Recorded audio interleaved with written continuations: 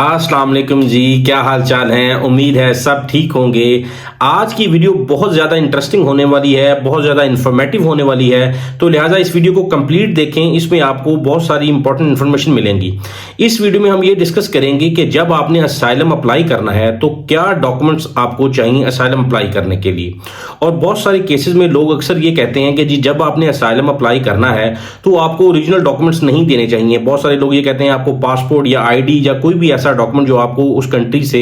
मिलता है, आपको ये साबित करता है कि आप किस कंट्री से हैं, असाइलम अप्लाई करने के दौरान आपको वो नहीं देने चाहिए। तो हम इस वीडियो में ये डिस्कस करेंगे क्या आपको वो डॉक्यूमेंट्स देने चाहिए या नहीं देने चाहिए।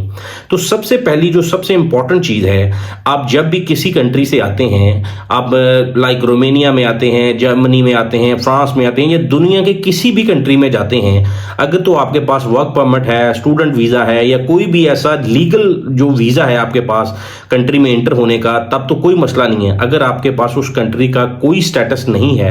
तो रिफ्यूजी जो होती है, असाइलम जो होता है, सियासी पनाह जो होती है, वो भी इटसेल्फ एक स्टेटस होता है। आप किसी भी कंट्री में जब जाते हैं तो आपके पास अगर कोई स्टेटस नहीं है तो आपको बाय लॉ आप बाउंड हैं, आप उनकी इमिग्रेशन में या उनकी बॉर्डर कंट्रोल में या उनकी पुलिस स्टेशन में जाएं, जाके आप अपने आप को इंदराज करवाएं कि जी मैं आपकी कंट्री में हूं, मैं यहाँ पे असाइलम अप्लाई करना चाहता हूं, मेरे पास कोई स्टेटस नहीं है। वो आपका डाटा लिखेंगे, डाटा लिखने के बाद आपको एक पेपर जारी करेंगे, क्योंकि जब आप किसी कंट्री में जाते हैं आपके पास डाटा या रिकॉर्ड उस कंट्री के पास नहीं होता तो वो एक क्राइम कंसिडर होता है। तो लिहाजा आपने जब भी किसी कंट्री में जाना है पहले तो कोशिश करें कि आप प्रॉपर वीजा लेकर जाएं। अगर आपके पास वीजा नहीं है तो आप डायरेक्टली किसी से डरे या खौफ खाए बगैर आप डायरेक्टली पुलिस के पास, इमिग्रेशन ऑफिस के पास या उनके बॉर्डर कंट्रोल ऑफिस के पास जाएं और उनको बताएं कि जी मैं आपकी कंट्री में हूं और मेरा ये नाम है, ये मेरी डिटेल्स हैं, वो सारी दे के आप उनसे एक पेपर ले लें। क्योंकि जब भी वो आपको कोई पुलिस या कोई भी उनकी लॉ इन्फोर्समेंट एजेंसी आपको चेक करेगी, आप उनको बताएंगे जी ये मेरे पास डॉक्यूमेंट है गवर्नमेंट ऑफ रोमेनिया की तरफ से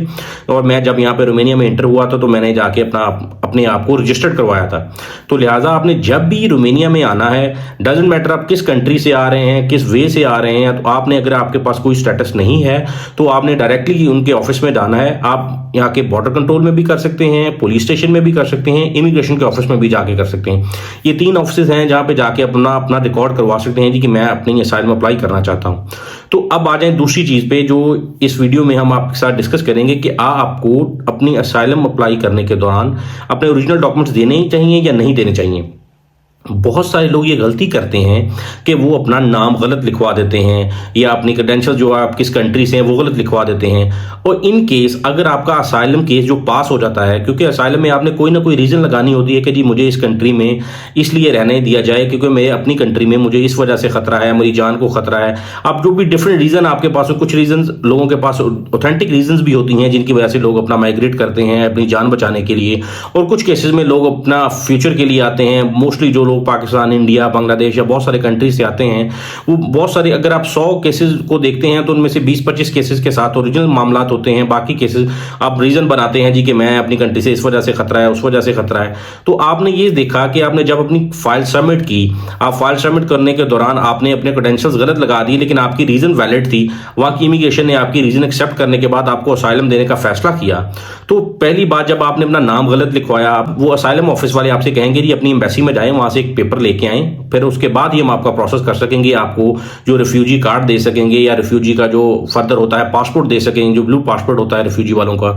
तो तब लोगों को साथ ये प्रॉब्लम होती है कि लोगों ने अपना पहली दफा जब असाइलम के लिए एप्लीकेशन डाली होती है तब उन्होंने झूठ बोला होता है, अपने कंट्री का गलत बताया होता है, तब वो बहुत ज्यादा प्रॉब्लम में आ जाते हैं। वो उनका केस फ्रॉडलेट में चला जाता है, उनका अच्छा भला केस पास हुआ खराब हो जाता है। तो लिहाजा आपने ये कोशिश करनी है कि जब भी आपने इमिग्रेशन में, बॉर्डर कंट्रोल में या पुलिस में जाके अपनी असाइलम की एप्लीकेशन देनी है तो सबसे इंपॉर्टेंट चीज है आपकी रीजन। आप किस रीजन की वजह से अपनी असाइलम अप्लाई कर रहे हो, वो आपकी सॉलिड होनी चाहिए और वो आपने प्रॉपर लिखनी है। बहुत सारे केसेस में लोग ये डरते हैं जी हम पासपोर्ट दे देंगे, आईडी दे देंगे तो वो हमें डिपोर्ट कर देंगे। ऐसा भी हो सकता है कि वो आपको डिपोर्ट कर दें, लेकिन अगर आपकी रीजन वैलिड है, आपकी ऑथेंटिक वजह है कि आपको असाइलम मिलना ही चाहिए, तो वो आपको एक्सेप्ट करेंगे। आपका एक्सेप्ट होने के बाद वो आपको जो आपका फर्दर प्रोसीजर होता होता है वहाँ पे रिफ्यूजी कार्ड लेने का या पासपोर्ट लेने का, वो बहुत ज़्यादा फास्टन हो जाता है, क्योंकि अगर आपने वो डॉक्यूमेंट्स नहीं दिए होंगे तो फिर वो प्रोसेस में डाल देंगे जिसमें आपको टाइम लंबा लगेगा आपको रिफ्यूजी कार्ड लेने में या रिफ्यूजी पासपोर्ट लेने में। तो लिहाजा आपने ये मेक श्योर करना है कि पहली बात कि आपकी ऑथेंटिक रीजन हो,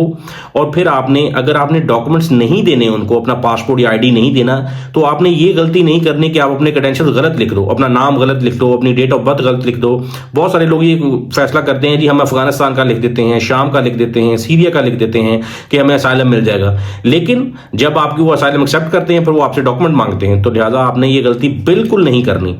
अगर आप पासपोर्ट देना चाहते हैं, आईडी देना चाहते हैं तो दें, नहीं देना चाहते लेकिन अपने क्रेडेंशियल जो आपने एप्लीकेशन पे लिखने हैं वो सही लिखें, वो अपना नाम भी सही लिखें, डेट ऑफ बर्थ सही लिखें, अपने आईडी के जो भी आप आईडी नंबर लिखना चाहते हैं वो सही लिखें। अगर आपका असाइलम केस जो आपने रिक्वेस्ट डालनी है उसमें जो आपकी रीजन 100% वैलिड है तो आपको किसी किस्म की डरने की जरूरत नहीं है अपना पासपोर्ट या आईडी देने से।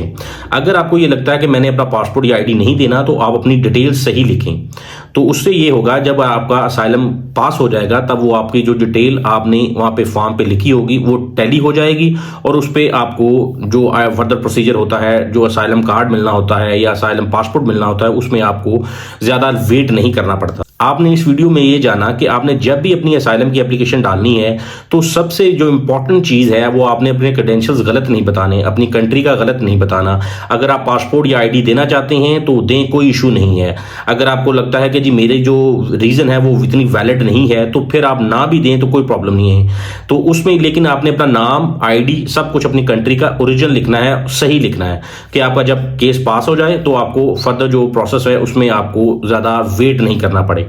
और दूसरी चीज जो सबसे बड़ी चीज है कि लोग ये सोचते हैं कि अगर आपकी असाइलम की फाइल रिजेक्ट हो जाती है तो वो फौरन आपको डिपोर्ट कर देंगे। ये ऐसी कोई बात नहीं है कि आपकी एक दफा असाइलम की फाइल रिजेक्ट हो जाती है तो वो फौरन आपको डिपोर्ट कर देंगे। इस तरह का कोई कानून नहीं है कि आपकी अगर आपने असाइलम की एप्लीकेशन डाली वो आपको फौरन वहां से डिपोर्ट कर देंगे, क्योंकि आपके पास राइट्स होते हैं अपील के लिए। आपने एक दफा इंटर कोर्ट अपील करनी होती है, फिर आप इंटर कोर्ट अपील करने के बाद फिर आप दूसरी जो सिविल कोर्ट होती है उसमें अपील कर सकते हैं, उसके बाद आप हाई कोर्ट में अपील कर सकते हैं, हाई कोर्ट के बाद आप सुप्रीम कोर्ट में अपील कर सकते हैं, सुप्रीम कोर्ट के बाद आप प्रेसिडेंट को अपील कर सकते हैं। ये आपके लिए मसला नहीं है कि अगर इनिशियली अगर आपका केस रिजेक्ट हो जाता है तो आपके पास कोई टाइम नहीं है या कोई ऑप्शन नहीं है, तो लिहाजा कि आपने गलत ही अपने डॉक्यूमेंट देने। आप अपने जेन्युइन ओरिजिनल डॉक्यूमेंट दें। अगर आपकी केस रिजेक्ट होता है तो आप अपील में जाएं, अपील रिजेक्ट होती है तो आप सिविल अपील में जाएं, हाई कोर्ट में जाएं, सुप्रीम कोर्ट में जाएं और प्रेसिडेंट के पास जाएं। इस सारे प्रोसेस में आपको अच्छा खासा टाइम मिल जाता है जिसमें आप फैसला कर लेते हैं, या बहुत सारे ऐसे सबब पैदा हो जाते हैं जहां पे आप अपने आप को लीगलाइज कर सकते हैं, इमिग्रेशन ओपन हो जाती हैं, या कोई बहुत सारे और दूसरे डिफरेंट वेज हैं जिसके जरिए आप अपने आप को लीगलाइज कर सकते हैं।